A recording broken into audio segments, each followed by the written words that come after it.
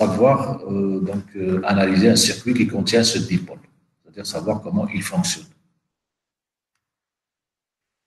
D'autres exemples de dipôle, alors une source de tension, ou bien un générateur de tension. Donc un générateur de tension, ça veut dire quoi?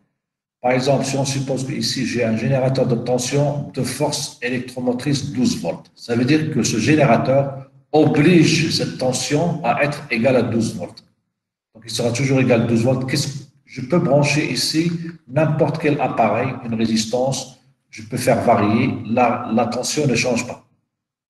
Donc, c'est lui qui contrôle la tension à ses bornes, elle est fixe à 12 volts. Le courant peut varier. Donc, si j'augmente R, alors j'ai 12 égale R fois I. Si j'augmente R, I diminue. Si je diminue R, I augmente, mais 12 ne change pas. D'accord? Ensuite, on a un générateur de courant, ou bien une source de courant. Alors ici, j'ai un générateur qui fournit un courant IS. Par exemple, ça peut être 1 milliampère. Ça veut dire que le courant dans cette branche, c'est 1 milliampère. Donc, si je mets une résistance en série ici, sera toujours parcouru par 1 milliampère. D'accord? Si je mets une autre résistance ici, eh bien, le courant ici sera 1 milliampère. Je peux faire varier cette résistance. Le courant sera toujours 1 milliampère. C'est la tension qui change. La tension au bord de R peut varier, mais le courant, c'est le générateur de courant qui contrôle ce courant. Il le fixe à 1 milliampère. Donc, quel que soit le moteur ou la résistance ou n'importe quel appareil que je branche ici, j'aurai toujours 1 ampère. D'accord? Donc, si je prends un générateur de courant, alors souvent on le représente comme ça. Je fais ça. Alors, cette résistance, elle ne sert à rien, puisqu'il ne va pas limiter le courant. Si j'ai 1 milliampère ici, j'aurai toujours que je l'augmente, je l'ai diminue, ça ne change rien. Donc, ce n'est pas la peine de la mettre, la résistance ici. Elle n'a pas de rôle.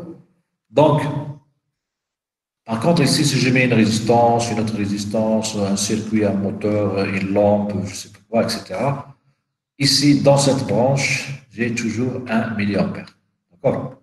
Bon, ici, ça peut varier, les tensions ici, ça peut changer, mais le courant dans cette branche, il est contrôlé et fixé par ce générateur de courant. C'est ça, donc, un générateur de courant.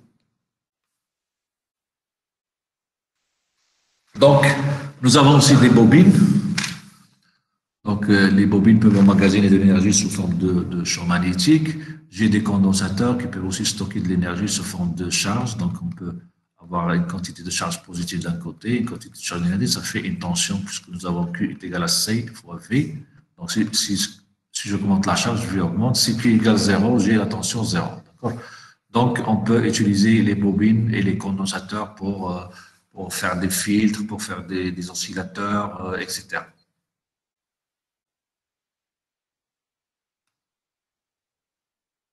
Donc, si je reviens sur les sources d'énergie, donc les générateurs, alors, une source est un dispositif qui convertit de l'énergie non électrique en énergie électrique. Par exemple, une batterie, à l'intérieur de la batterie, il se passe des réactions chimiques qui produisent donc des électrons capables de se déplacer pour former un courant électrique. Donc, ils fournissent un courant électrique grâce à des réactions chimiques. Donc, la batterie convertit de l'énergie chimique en énergie électrique. Donc, pour nous, c'est un dipôle qui fournit un courant, qui fournit donc de l'énergie électrique. On ne s'intéresse pas aux réactions chimiques à l'intérieur, mais je sais qu'une batterie de 12 volts, par exemple, la batterie de la voiture, je sais qu'il me fournit une tension de 12 volts. C'est ce qui m'intéresse. Ce qui se passe à l'intérieur, c'est des phénomènes chimiques. Donc, bon, bien sûr, on peut toujours regarder ce que c'est, comment ça se passe, mais pour nous, c'est une tension qui est fournie et donc il est capable de fournir un courant. Si, bien sûr, si je mets une charge RL ici, je vais avoir un courant. Donc, une génératrice, elle convertit l'énergie mécanique en énergie électrique. Par exemple, une éolienne, ça tourne par le vent la fait tourner, donc c'est un mouvement mécanique, et à la sortie, on obtient un courant électrique, donc de l'énergie électrique. Ou par exemple, avec un vélo, quand vous pédalez, si vous utilisez un dynamo, vous pouvez allumer de petites lampes, donc le fait de pédaler, de faire tourner des roues, ça produit donc c'est-à-dire de l'énergie mécanique et convertie en énergie électrique. Les panneaux solaires, maintenant, il y a de plus en plus sont utilisés, convertissent de la lumière, donc la lumière qui provient du soleil, et les convertit en énergie électrique, et ainsi de suite. Donc, on peut trouver plusieurs sources d'énergie. Donc, les sources, c'est des convertisseurs d'énergie, d'une forme d'énergie une autre forme vers une énergie électrique.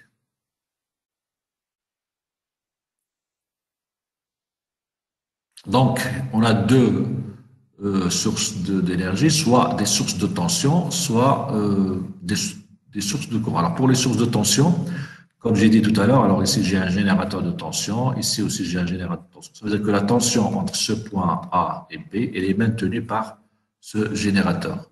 Donc, une source de tension maintient toujours la tension indiquée à ces bornes. Donc, si j'ai ici une batterie de 12 volts, donc entre les deux bornes de cette batterie, je vais avoir toujours 12 volts. Si vous prenez la batterie de la voiture, si vous mesurez entre la borne plus et la borne moins avec la borne, vous trouvez toujours 12 volts. Que vous allumez les lampes, que vous mettez en marche les essuie-glaces, que vous faites n'importe quoi, et si vous aurez toujours 12 volts. C'est-à-dire que je vais mettre en marche un moteur, je le branche, ben, il y a un courant qui va circuler bien sûr, mais j'aurai toujours 12 volts. J'ajoute un autre consommateur, une lampe par exemple, donc un autre courant sera, donc un courant plus fort va circuler ici, mais j'ai toujours la même tension. J'ajoute une autre utilisation, donc tout ça c'est la charge, hein, ça demande un courant, donc tout ça c'est équivalent à une seule résistance, on appelle ça la charge RL. Donc j'aurai un courant qui varie avec la variation de sa charge, mais la tension entre ces deux bornes, si par exemple j'ai un générateur de force électromotrice E, je vais dire que la tension ici c'est E. D'accord? Donc, une source de tension maintient toujours la tension indiquée à ces bornes. Le courant qui traverse la source dépend du circuit externe. Donc ici, le courant, il va varier avec la charge, hein, d'accord, avec l'utilisation. Si j'augmente R, il diminue. Si je diminue R, il augmente. Si je branche une autre charge, ça veut dire que je mets deux chaînes de résistance en parallèle, ça veut dire que je diminue la résistance, donc le courant va augmenter ici. Mais la tension sera toujours la même parce que c'est un générateur de tension, il y a une source de tension. Le courant qui traverse la source dépend du circuit externe. Quelques symboles, donc ici, ce sont des symboles, soit on le représente comme ça, soit comme ça. C'est des symboles très utilisés pour désigner des sources de tension. Et puis, les sources de courant, on les représente comme ça. Souvent, moi, je préfère les représenter comme ça, pour faire une différence. Donc, ça veut dire que j'ai un courant. Alors, si c'est un courant I, source IS. Bien sûr, si le circuit est ouvert, il n'y a pas de courant qui circule. Ah, d'accord.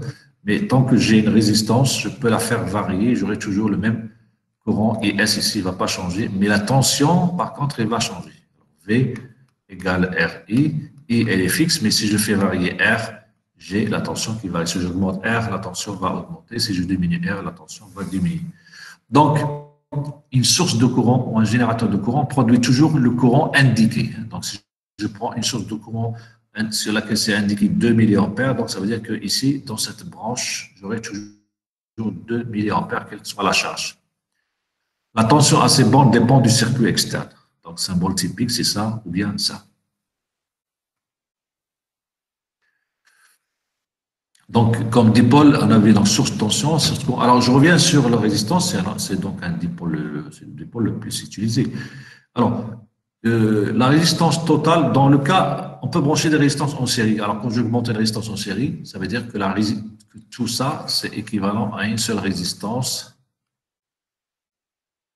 qui est égale à la somme de ces résistances. Donc, c'est normal. Hein? Si je prends, et si j'ai une résistance qui est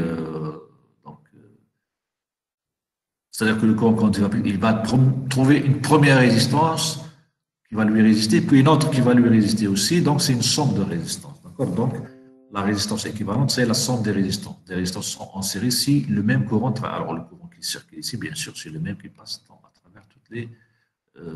Je ne peux pas avoir un courant ici différent d'un courant ici. Hein, c'est inconcevable. Hein, c'est le même courant qui circule dans la même branche.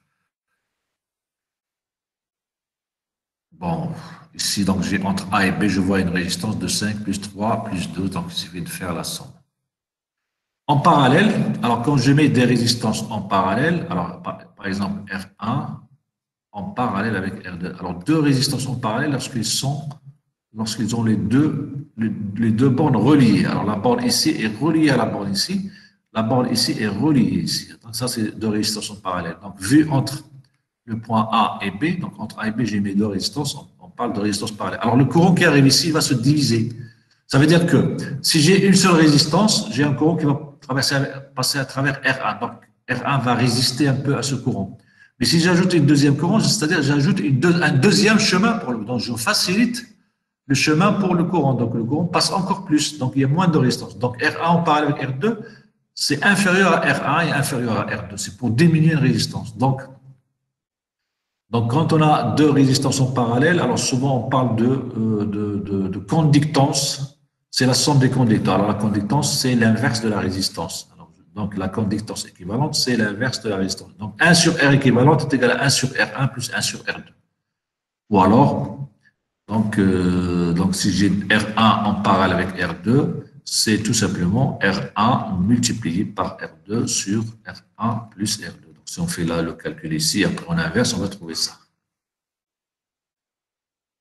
Alors, regardez bien, R1, alors, souvent on trouve des erreurs dans certains examens, on trouve R équivalent est égal à R1 plus R2 sur R1. C'est-à-dire, on oublie lequel c'est le numérateur.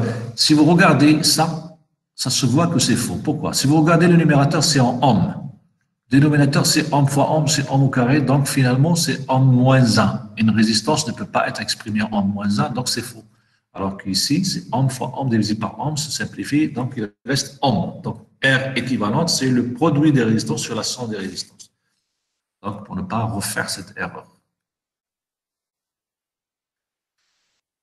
Alors, une résistance de 9, une résistance de 18, donc c'est 9, la résistance équivalente, c'est 9 fois 18 sur 9 plus 18.